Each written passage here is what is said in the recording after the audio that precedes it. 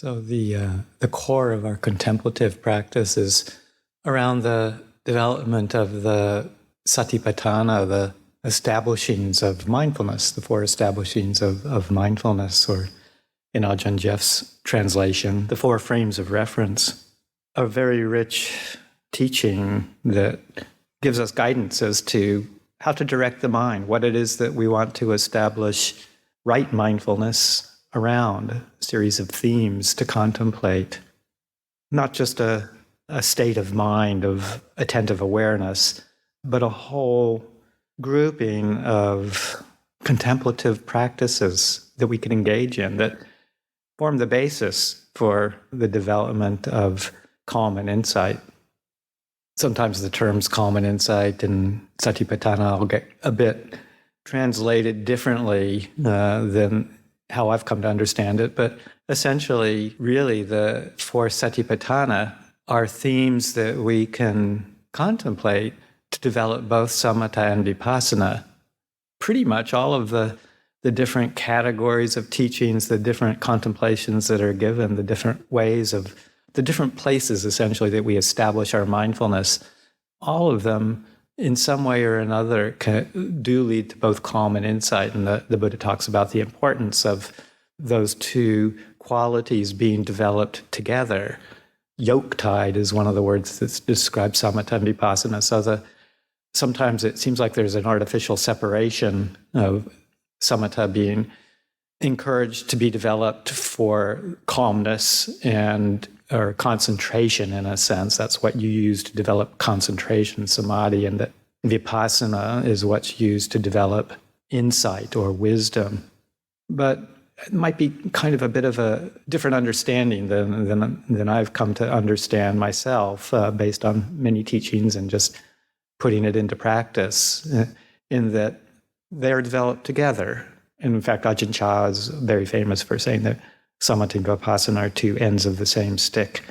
You pick up one and you pick up the other at the same time. Sometimes there's one that's leading the story, if you will, but the Buddha's encouragement is always, if you find it's very easy to develop calm and peace, but there's not much insight contemplation going on, then to find someone who can teach you how to develop insight a little more effectively, and vice versa, so that it's always encouraged to bring them into balance as qualities that we're trying to develop. And that the result of that, the result of bringing these two qualities into the fore and developing them through the satipatthana, the result of that is actually samma samadhi, the mind that becomes collected and gathered, composed into a very powerful tool to be able to start the process of seeing clearly and relinquishing.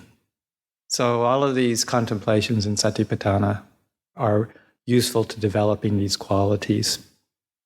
And just was thinking it might be nice to focus on one of them that's a very useful, very essential contemplation itself in the fourth satipatthana being the Dhammanupassana, the development or the contemplation of Dhammas, Dhammanupassana, contemplation of Dhammas, of which there are a number of themes that the Buddha talks about in that fourth grouping.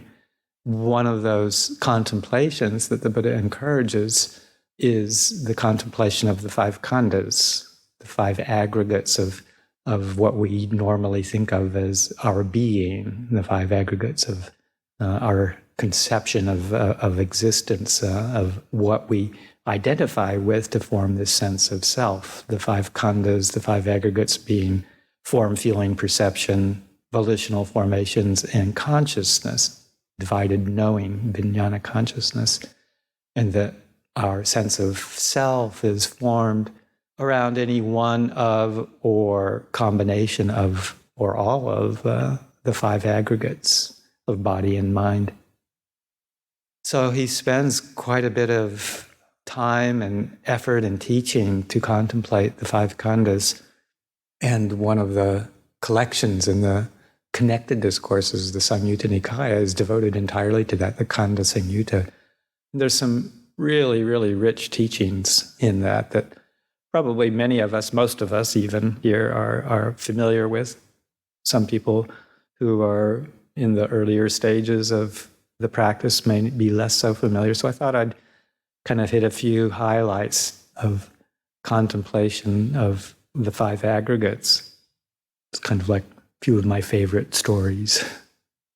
And there's different ways that, different qualities that one can develop insight and calm around within the 5 khandhas. And one of them is just starting to, one of the suttas that the Buddha gives is, or actually it's one from Sariputta, that talks about essentially the unreliability, because we take so much refuge, we put so much refuge into our body and mind. We spend so much time trying to find satisfaction within the body and within the mental processes, thoughts and ideas and the perceptual world, the feelings that we experience. We invest so much in this body and mind as a source of contentment, source of well-being. We're constantly looking for ways to improve our physical health, our mental health, the way that we perceive of ourselves, the way that we conceive of the world around us, in trying to tweak it for a sense of satisfaction, a sense of pleasure, a sense of well-being, a sense of security, and a sense of continuity in our existence. So that the Buddha says, we need to start really looking at that, because we pretty much spend most of our time in the world trying to maximize the potential of these 5 khandhas that we so strongly identify with in one way or another. And there's a sutta that starts out with one of the disciples of the Buddha talking about his views. He was kind of hooked by a wrong view that after the death of an enlightened being, that essentially that's the annihilation of self. So he held this annihilationist view, and the fellow monks around him tried to dissuade him of that annihilationist viewpoint, and word got out to, I think, it was Sariputta, I believe, and was sent. Sariputta came to dissuade him, pull him from that right view, and started to quiz him a bit, questioning around aspects of the khandhas, the 5 khandhas, in the way that he was holding them that led to this wrong view. And eventually he came to realize that he was holding a wrong view. And the striking part of the sutta is a simile or story that Sariputta uses to describe the process of this body and mind and its kind of deceptive qualities. And he says, suppose there's a man, a wealthy man, who is looking to hire a servant, a servant to help him out, a butler kind of a thing. And a man comes along who is intent on causing harm to this wealthy man. And in the interview and in the establishing of the role of him being a servant, the man who's coming along to be his servant is very good at establishing his trustworthiness. He gets hired for the job, and then he starts to do his duties in a very impeccable kind of a way. He's always getting up just before his boss, his master, is getting up, so he's always there to help him with his morning duties as he's arising. He's there, he's attentive, he gets him what he needs, he satisfies his various needs, and is always doing it with this sense of calm and trustworthiness. He goes to bed after his master is settled in for the night, so he's always present and just incredibly attentive. And over time, the man becomes very used to that and starts to just feel quite settled, quite trusting, and relaxes around him, to the extent that this ill-intentioned servant finally finds the opportunity to fulfill his wish to do the master in. And in a moment of non-attention, the servant takes the knife and kills the master and betrays him, essentially. And Sariputta's questioning to the monk that he's telling this story to, he says, well, before this man was hired, was he a killer? And the answer is yes. Was he an assassin? Yes. During the process of ingratiating himself, was he an assassin? Yes. And then afterwards, was he an assassin? Yes, he was. And then the Buddha likes that simile. He likens that simile to the five khandhas, in that for so long, most of our lives, unless we develop some insight, we take refuge in this body, this form, the material form, the feelings, the different aggregates of existence, perceptions and thoughts and emotions and consciousness. We trust it. We take a certain amount of refuge in using it for our pleasure. It developed this sense of stability, form of security in the world. And yeah, we know that it kind of gets sick every now and then, and we do what we can to take care of it, but we don't really think about it very seriously. And as long as we're fairly young, fairly healthy, then we just keep on operating with a sense of trust that the body will always provide us with the body and mind will always provide us with a sense of well-being, sometimes with its ups and downs, but generally we go to it for our sense of pleasure, our sense of stability.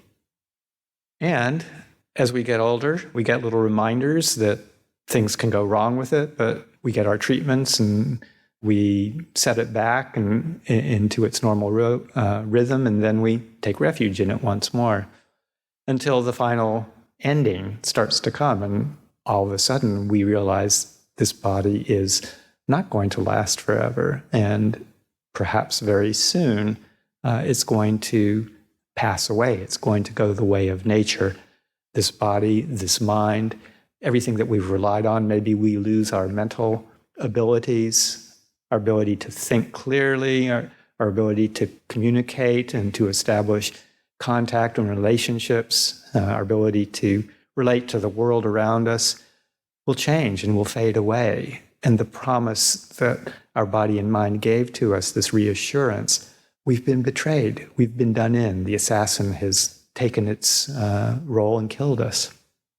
So the Buddha doesn't mince words with this kind of story. He talks very plain and very starkly to get our attention, because most of us are still caught in this web of delusion about what this body and mind means for us, means to us, and how we can rely on it. So really driving home that sense of impermanence, instability, and the resulting lack of satisfactoriness that can be found within the five khandhas. Another kind of approach that he takes is one that points towards dispelling the illusion of identification that we can get into with the identification with the body, the sense that this is me, this is who I am, and the mental aspects, the body and the mind, that some combination of these factors is actually who we are, what we establish an identity around, whether it's an identity that this is actually me, or an identity that is somehow possessed by some entity of a me so that it's mine. So I, me, and mine are the fundamental delusions of how we take the five khandhas to be self, and all the various ways that can manifest. And one of the teachings that he gives is a great set of similes, which are perfect for contemplation in any particular period of meditation, to take an act of contemplation, meditation not being just watching the breath and calming the mind, but any of these satipatthanas can be a legitimate meditation, and this is a very active contemplation. But starting to go through these five aggregates and one by one and examining them in terms of their insubstantiality. So you have form, and the Buddha likens form, the body, essentially, to a lump of foam. That when you see a lump of foam, say, on the seashore, And walking along from a distance, it looks quite solid. There's a configuration to it, a color, a size, and one readily identifies it as an object, and it looks quite solid. But then on close examination, it's mostly air and very fragile, falls apart just with a little bit of motion or a little bit of wind or a wave hitting the shore. So the Buddha likens this body to that lump of foam. And I don't know if I don't know if people generally knew the physics of the human body at that time, but when you think about the physics of it, actually, the physical reality, the body is mostly space. I mean, you think of it down to the atomic level and all the space between the little waves and particles or whatever it is that atoms are composed of. It ends up being mostly space. So essentially we are, this body is not even a lump of foam, not even that substantial. But it manifests in what feels like a really solid way. We've got a perception of density and weight and a certain fluidity, all the elements, the 4 elements that compose it. But it's essentially very, very insubstantial just in and of itself, and falls apart quite easily. In the death process, the body decays, disassembles, and doesn't, in the end, have really much of any kind of substance. The elements just go back to their elemental components and blend in with the environment around it. So what substance, the Buddha says, what substance can there be found in a lump of foam? What substance can there be found in this human body? Can we say that's who I am? Feeling, the feeling aggregate, Vedana, the transience, the rapidity with which pleasant feelings arise and then fade away to be replaced by unpleasant feelings, to be replaced by neutral feelings, all kind of going back and forth so quickly, how quickly a pleasant feeling arises and passes away, how quickly an unpleasant feeling arises and passes away, a neutral feeling we don't even register most of the time. And he likens that to bubbles in a water, in a puddle. When the rain hits a puddle of water, a bubble arises and pops, and then another raindrop hits and a bubble arises and pops, and that just keeps happening in rapid succession. And it's an important contemplation because most of our time is spent trying to seek out gratification from increasing the pleasant experiences and avoiding the unpleasant ones. And then most of the time we're just caught in confusion when there's neither pleasant nor unpleasant. We don't even see them or experience them. And this constant desire and aversion and confusion that's seeking out the pleasant experience and elimination of the unpleasant experience. So what substantiality can there be in that? Because no matter how hard we try, we'll never get all pleasant experience. We won't be able to avoid all unpleasant experience. And most of the time we're caught in a cloud of delusion so that we don't see most of what we are experiencing in the realm of feeling tones. So this is the basis for craving, and the basis for the wish for annihilation are these pleasant and unpleasant feelings. And how insubstantial they are. Is this a place where we want to stake our refuge? Buddha says, contemplate this, watch it. When the mind gets quiet, really watch these processes go along. The third aggregate of perception, sanya, often, I think there's a nice translation, recognition, which I think is a good way to regard perception or sanya, recognition. It's like the word cognition, which is the cognitive process happening, but it's a recognition, so that it's based on past experience. So perception or recognition, sanya, is based on our past experience. We have to have an intact memory, in a sense, that says, oh, I've seen that before, or I've heard that before, or I've had this experience before, and this is what it is. That is a person, or that is a tree, or that is the sound of a car. And this whole process of recognition of something rather than just experiencing pure sound or pure sight, for instance, just as a series of impressions on the eye or on the ear, but actually turning it into a comprehensible reality in a sense. But it's a perceived reality. It's based on past association. And this is how we weave our world. We need it. We need this aspect of our mental process to make sense of the world, or else we'd be just wandering around with confusing, chaotic sights and sounds and tastes and smells, etc. So we form it into a reality based on past experience. Oh, that thing coming towards you on the sidewalk is, oh, that's a person way in the distance. Oh, gets closer, that's a male figure. Gets closer, that's a person that I recognize from down the street. And person gets, oh yeah, that's Bob. All of a sudden we've created Bob out of an experience of sight.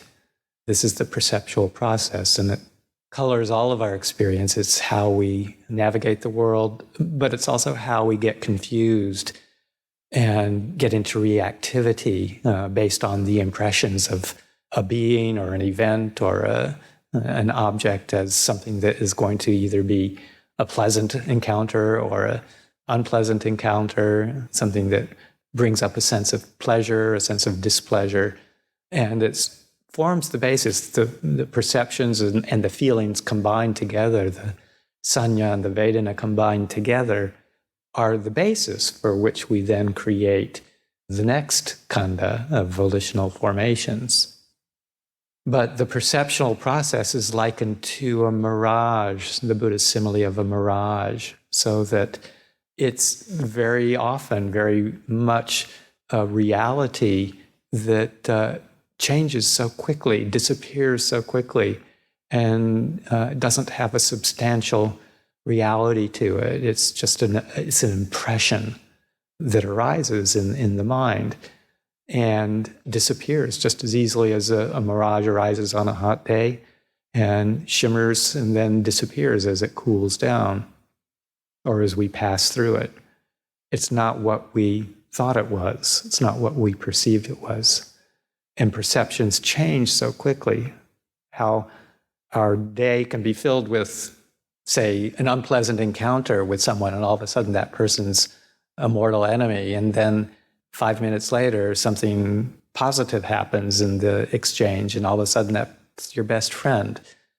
So perceptions are so unreliable, but yet we take refuge in them. And then forming that engaging in volitional formations, the actions that we take through intention in body, speech, or mind. So the actions that we take, the speech that we engage in, the words that we choose, the thoughts themselves are what we call these volitional formations, and they're based on this quality of intention or volition. And this is the basis for the creation of kamma, the creation of action, based on our perceptions and our feelings and the contact that we have with the world around us. We form a real strong identity around this. In fact, I think that for me, when I look at it, that actual quality of intention is so easy to get confused with the sense of self. And we think because we have this ability to change direction, to direct our thinking, to create a new way of looking at things, that this quality of intention that drives our wish to act, to speak, to think, this movement of mind towards creating some sort of activity, to creating some sort of formation or fabrication, that this impulse to do that has such a strong sense of me to it. It's like, I have the ability to direct my mind in this way. I have my ability to act in this way, to speak in this way, to choose my words. It's me who is rising up with this intention to do that. But on real close examination, we see that even these intentions are insubstantial. The Buddha likens it to a plantain tree, or a maybe more understandable banana tree, where the trunk, the bark, if you cut one open and start to unpeel it, you realize that a banana tree or plantain tree, as you peel off layer after layer after layer, then you finally get to the final layer on the interior, but there's no heartwood, there's no core to it, there's nothing that's substantial about it, similar to like an onion with all the layers but no real core. And that's what volitional formations are like. They seem so substantial, but when you get right to the heart of the matter, there's nothing there that's permanent or everlasting. So that you see in moments of quiet, again, this intention arising, but it's based on some sort of previous event, some sort of contact, a sensory impression through one of the physical senses or the mental world, a memory. That's where the contact happens, and based on the perception and the feeling around that, maybe a wish to take action arises, this intention to act, body, speech, or mind. And so that the actual intention has a precursor, and it's just a moment of contact, which has its precursor, the existence of the sense bases and the objects that the sense base perceives. So everything, including the sense of me that evolves around the quality of intention, all of it is dependently arising and insubstantial. You can't find a self-existent entity in volitional formations. And then finally, the fifth aggregate for contemplation, vijnana, consciousnesses, sense consciousness as it's translated, divided knowing, if you want to take it etymologically, jnana, knowing, vi as divided knowing, that form of awareness or knowing that differentiates into the various 6 sense bases, the sense bases of the eye, the ear, the tongue, the nose, body, and the intellect, the thinking mind, the planning mind, the organizing mind. This is what we call consciousness, divided in its most often used form, divided knowing, so that at any one moment in time, split-second moment, our consciousness is absorbed in one of those 6 sense bases. Never at the same time will you experience, 2 or 3 or 4 or 5 or 6 of the sense bases. It's always in rapid succession, one after another. The mind, the attention, essentially, the consciousness darting between one sense base and another, creating a sense of continuity. It happens so fast that it's like a movie, the old movies with the old movie process where you have film with one frame passing through the projector and the light shining through it, one frame after another, after another, after another, and it creates an image of continuity on the screen. This is similar how consciousness works. And the Buddha describes that, likens that to a magician's trick, so that there's this constant weaving of a sense of reality, a sense of me, a sense of self through the workings of consciousness. But when you slow it down and when you see past the illusion of the magician, you realize that it's insubstantial, just like all the other aggregates. And the whole process of looking at the 6 sense bases and the consciousness that runs through them is a whole other contemplation in the 4th Satipatthana, the contemplation of the 6 sense bases, which itself is a rich exploration for a different evening of contemplation. But it's where one can, through contemplation, start to see essentially the transience, insubstantiality of those 6 sense bases, and that there is a quality of awareness or consciousness that runs through them that can be, when it's not going out to one of those sense bases, it has a sense, the quality of that consciousness is the same, no matter which sense base it's divided into for that particular moment. And that's where we can start to get a sense of this the mind not going out through the senses, but the mind being separate from the sense-based experience, the quality of consciousness that is not going out and landing and proliferating through one of the sense bases. This is the fundamental insight that Ajahn Chah talks about attaining in the times that he met up with Ajahn Mun. This was what he learned. So there you have it. You have this contemplation of the insubstantiality of the five khandhas as a root teaching that helps dispel the illusion of me, of mine. And then you can use the five khandhas as a contemplation, as a source of freedom as well. The teaching, the Anatalakkhana Sutta, especially that first section in my mind, where the body, the mind, the feelings, all the aspects of mind are regarded as essentially without the ability to control, that you can't always have good experience, you can't control the body and the mind, and that this lack of being able to always have it the way you want it is explored in this first section of the Anatalakkhana Sutta. And the Buddha talks about form is not self. If form, feeling, perception, etc. are not self, or if they lead to affliction, can you really consider them to be who I am? But they do lead to affliction, so that you can't say, let it be this way, the way I want it. And because of that, we can't regard it as anything that's under our control. And it's this factor of uncontrollability that we come to understand and stop trying to once we realize the futility of it. So this is a source of freedom, because with that contemplation of the five khandhas and that growing recognition and seeing clearly what they are and what they're not, then we start to develop this. We've seen through the veil, we've seen through the enchantment of the five khandhas, the illusion of it being a sense of self or a source of well-being in the long term. And gradually, over time, repetitive contemplation of this will lead to that sense of not being fooled anymore, seeing clearly.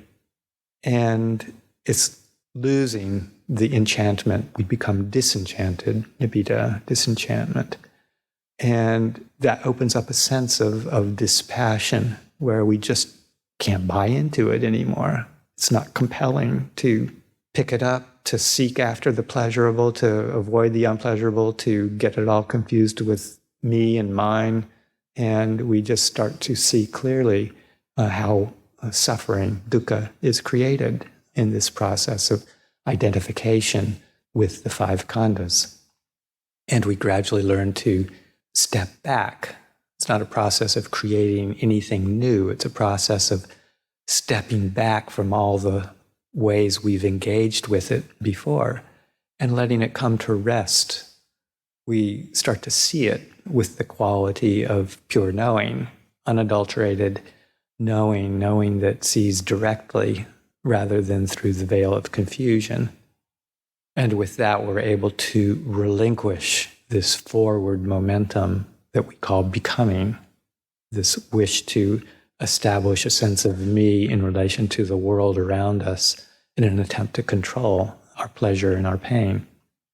And once we can really, really step back and relinquish and let the karma process come to a pause, then we have the opportunity possibly for a glimpse of what we call the unconditioned, the non-creating, the non-manifesting mind that is at complete rest and stillness and non-arising, nirodha, non-arising, and the pure quality of awareness and peace that comes from that insight into the insubstantiality and the unsatisfactoriness and the transience of the five khandhas.